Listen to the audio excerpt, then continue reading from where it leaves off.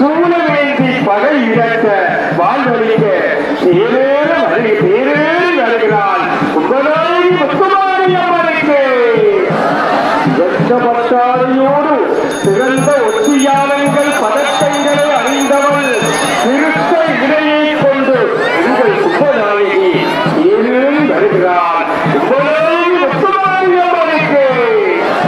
அழகென வெண்குறிக்கு கங்கண வளையறிந்த 2 கரங்களையும் இல்லை 18 கரங்களையும் நீட்டி எங்களை அரவணைத்துக் கொண்டு காவல் செய்ய கும்பநாயகி தேரேறி வருகிறாள் கும்பநாயகி தேரேறி வருகிறாள். அங்கே விநாயகப் பெருமான் யானை வாகனத்திலே ஆரோகணித்து வர முருகப் பெருமான் அங்கே மஞ்சை வாகனத்திலே முன்னே ஆரோகணித்து வர வெற்றிலே முருகனுக்கு வெற்றிலே முருகனுக்கு வெற்றிலே முருகனுக்கு.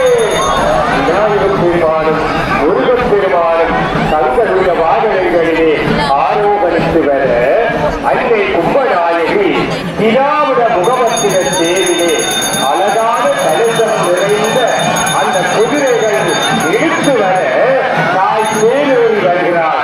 எங்களுடைய தலைவி தேரேறி வருகிறார் அல்லவா, அவனுடைய கோலத்தை நாங்கள் பார்க்கிறோம் அல்லவா. ஆகவே 1000 அடியவர்கள் இன்றைக்கு ஆலயத்திலே வந்து அம்பிகையுடைய திருத்தேர் விழாவிலே கலந்து கொண்டிருக்கிறார்கள்.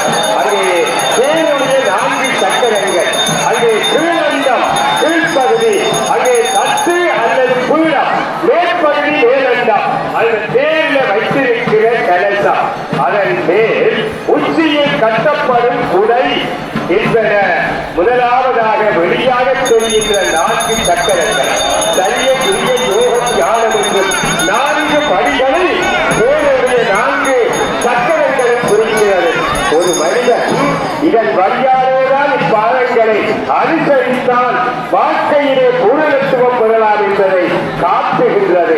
இந்த படிகளிலும் ஈடுபடும் பொழுது பலவிதமான ஆசாபாசங்கள் வந்து நமக்கு முட்டுக்கட்டை போட்டு நமது வாழ்க்கையை திசை திருப்பி விடுகிறது அல்லவா.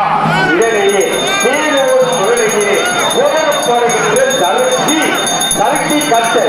ஆகவே இந்த அழகான சறுக்கி கட்டை போட்டு தேரை கலைஞர் வெளிப்படுத்த தேர் இப்பொழுது வீதியிலே வலம் வருகின்ற அழகான காட்சி அற்புதமாக அமைந்து வருகிறது.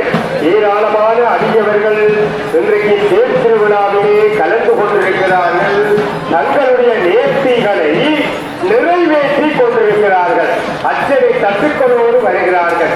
அங்கே அன்னையினுடைய அழகான அந்த அற்புதமான இந்த பவனியிலே ஏராளமான அடியவர்களோடு தாய் எழுந்தருளி வருகின்ற திருவருள் தரிசனத்தை நாங்கள்